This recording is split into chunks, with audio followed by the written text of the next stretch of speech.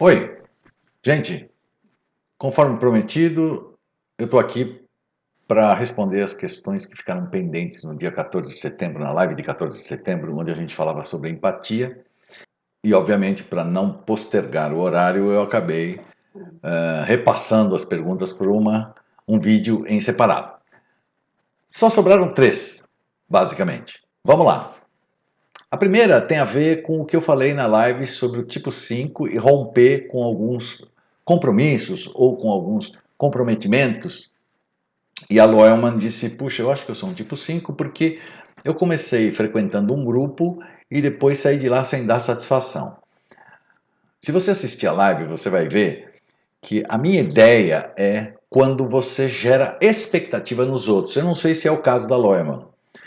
Quando você gera expectativa nos outros e as pessoas ficam esperando que você honre, entre aspas, com esses compromissos. E lá na live eu dizia assim, você começa a ir toda quarta-feira com os amigos, se reunir, e aí um belo dia, o seu ego, ele começa, escuta, você está tendo muita afinidade, ou eu tenho uma sensação de que as pessoas estão invadindo você, será que é bom você se expressar da forma que você está se expressando? Está gostando daquelas pessoas ou de uma determinada pessoa? Será que é conveniente você expressar isso? O que as pessoas vão pensar de mim sabendo o que eu sinto?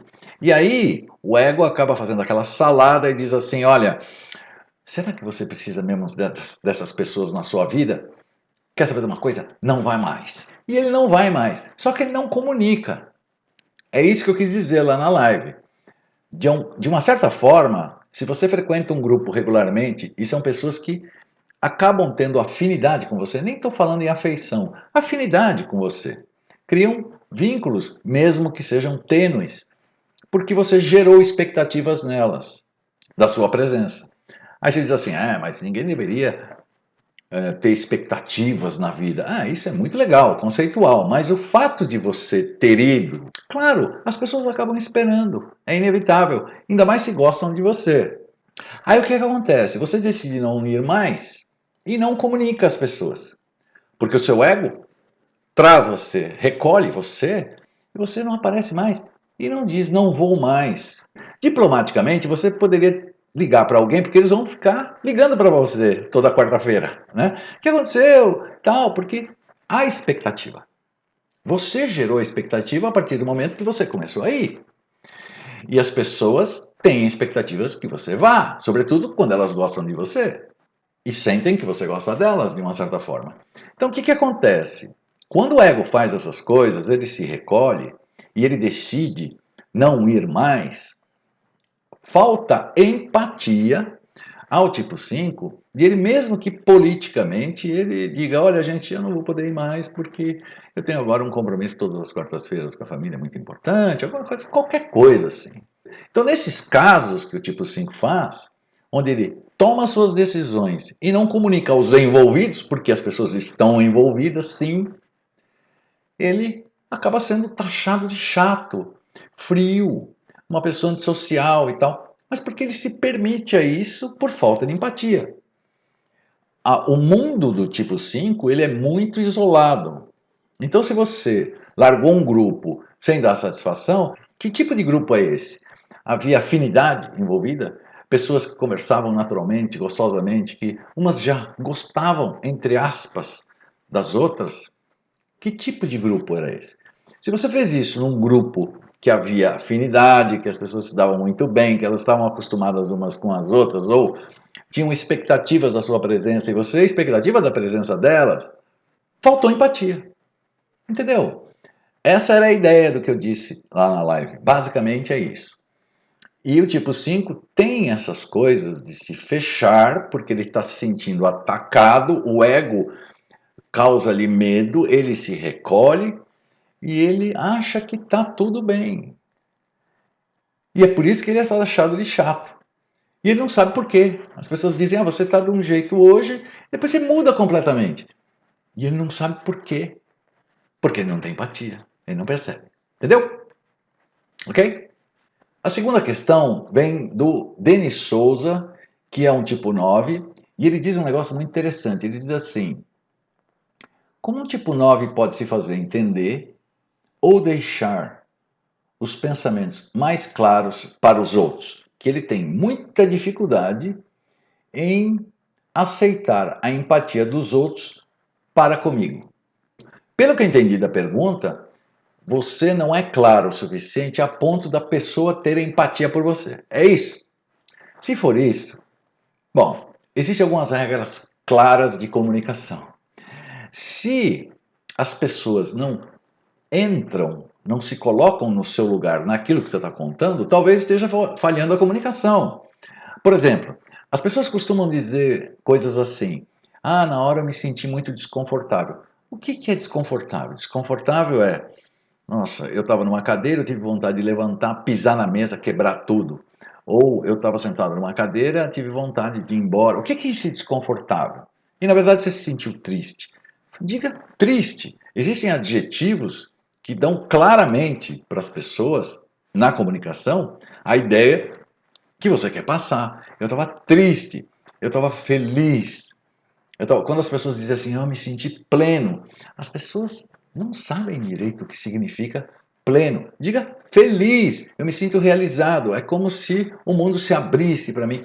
Use o máximo de expressões que existem no vocabulário que sugiram emoções, mas emoções precisas, sabe? Aquelas mais claras. Tristeza, alegria, estou feliz, gosto muito de uma determinada pessoa, amo determinada pessoa. Essas coisas assim, as pessoas têm uma ideia boa. Mas quando a gente, como um tipo 9, muitas vezes ele vai pelas beiradas ou politicamente ele não quer criar nenhuma situação constrangedora naquele momento, ele acaba amaciando um pouco as coisas ou aliviando um pouco a pressão daquilo que ele está contando. Não sei.